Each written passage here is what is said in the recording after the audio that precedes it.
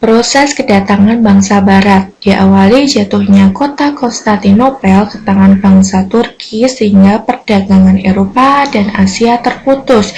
Jadi Konstantinopel itu merupakan pasar yang menghubungkan pedagang Eropa dan pedagang Asia.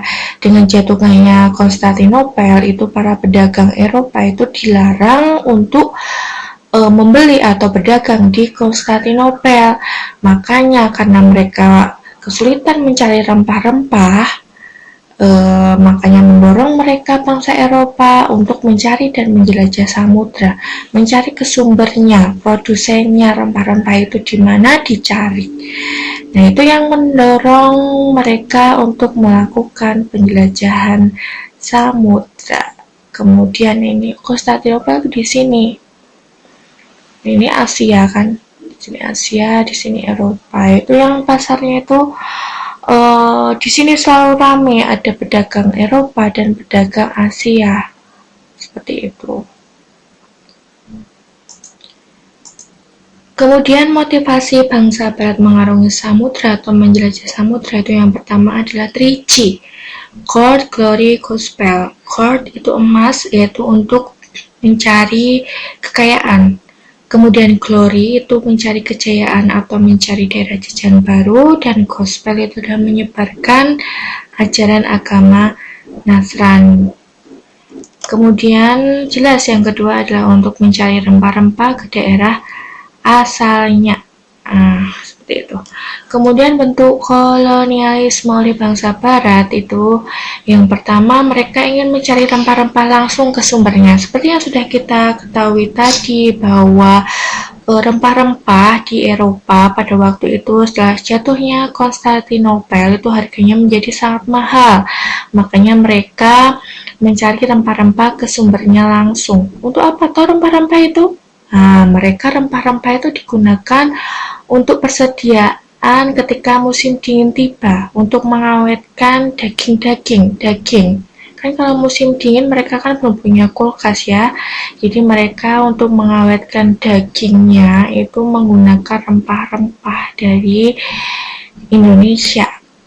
Nah, dulunya mereka membeli rempah-rempah dari Konstantinopel, karena Konstantinopel tadi dikuasai oleh Turki, mereka tidak mendapatkan rempah-rempahnya, sehingga rempah-rempah di Eropa itu menjadi sangat mahal. Nah, dari itu mereka ingin mencari rempah-rempah ke sumbernya langsung. Kemudian yang kedua itu adalah melakukan monopoli perdagangan. Jadi mereka ingin menguasai perdagangan di situ, ingin menjadi penguasa perdagangan di situ. Kemudian yang ketiga, menguasai wilayah strategis sebagai basis militer. Nah, mereka juga ingin menguasai daerah tersebut supaya sebagai bala bantuan gitulah ketika ada konflik dengan negara lain, misalnya ada Portugis, Spanyol, Belanda, Inggris di situ kan mereka kalau udah mempunyai basis militer di wilayah tersebut itu pasti akan terbantu. Kemudian yang keempat adalah mengambil kekayaan sumber daya, yaitu mereka ingin mengeksploitasi kekayaan sumber daya alam daerah yang mereka kunjungi. Kemudian yang kelima adalah turut campur dalam urusan politik daerah tersebut. Nah, ini nanti yang akan menjadi konflik antara para pendatang, yaitu bangsa Barat itu sendiri dengan pribumi atau masyarakat pada waktu itu. Makanya ada konflik dengan Mataram, dengan Sultan Baabullah. Nah, itu nanti akan kita pelajari di pembelajaran selanjutnya. Kemudian adalah sejarah sampainya bangsa Portugis, Spanyol, Belanda, Inggris ke Indonesia. Nah, ini adalah para tokoh dari Portugis, ada Bartolomeus Dias, Vasco da Gama, dan Alfonso.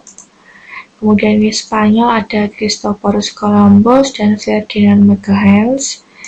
Kita lihat rutenya di sini ada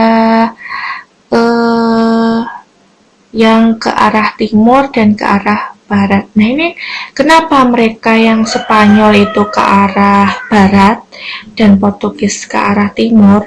Nah, ini karena adanya suatu perjanjian yang namanya Perjanjian Tordesillas yang membagi ekspedisi mereka menjadi dua bagian supaya mereka tidak bentrok di jalan gitu. Jadi yang Spanyol itu ke arah barat melewati Amerika, kalau yang Portugis itu ke arah timur lewat bawahnya Afrika lewat Samudra Atlantik, kemudian lewat Samudra Hindia. Kita lihat yang pelaut Portugis. Nah, yang biru itu adalah perjalanan dari Bartolomeus Dias. Pertama kali ekspedisi pelaut Portugis itu dipimpin oleh Bartolomeus Dias. Dia hanya sampai di ujung benua Afrika, tepatnya di Tanjung Harapan Baik. Di sini dia mengalami badai, sehingga kapalnya rusak.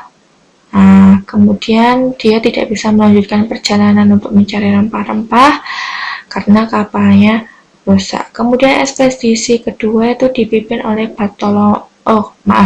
Vasco da Gama. Vasco da Gama itu rutenya sama seperti pendahulunya Bartolomeus Dias. Dia melewati pantai barat Afrika, kemudian lewat Tanjung Harapan Baik, bawahnya lewat kemudian sampai di Samudra Hindia. Dia sampai di Calcutta, India.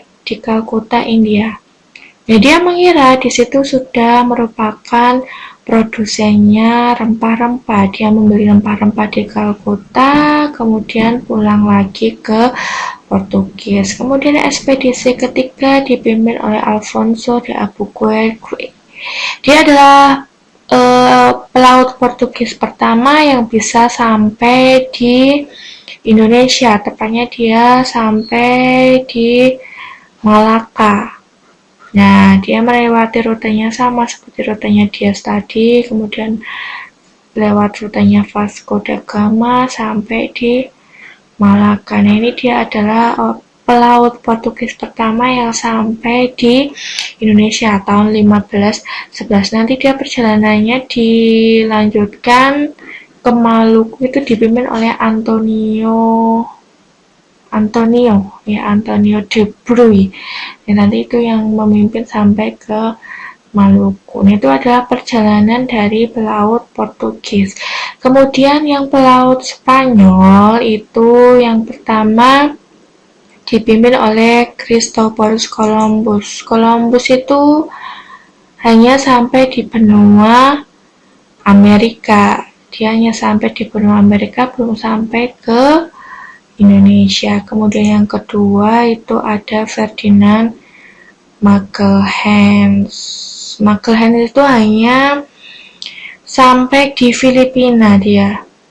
Dia hanya sampai di Filipina, kemudian berkonflik dengan suku di situ dan terbunuh di situ. Magellan itu terbunuh di Filipina. Kemudian perjalanannya ke Indonesia itu dilanjutkan oleh Sebastian Elcano. Nah, itu Sebastian Elcano itu adalah orang Spanyol yang pertama kali menginjakkan kakinya di Maluku. Nah, itu adalah perjalanan ekspedisi pelaut Portugis dan Spanyol. Sampai di sini penjelasan Ibu dapat dimengerti? Oke, kalau dapat kita lanjut. Nah, ini lanjut ke tokoh pelaut Inggris. Ada Drake, Lancaster, dan Middleton. Kemudian Belanda itu ada yang terkenal tuh. Kalian pasti sudah mendengar namanya dari SD dulu, Cornelis de Houtman.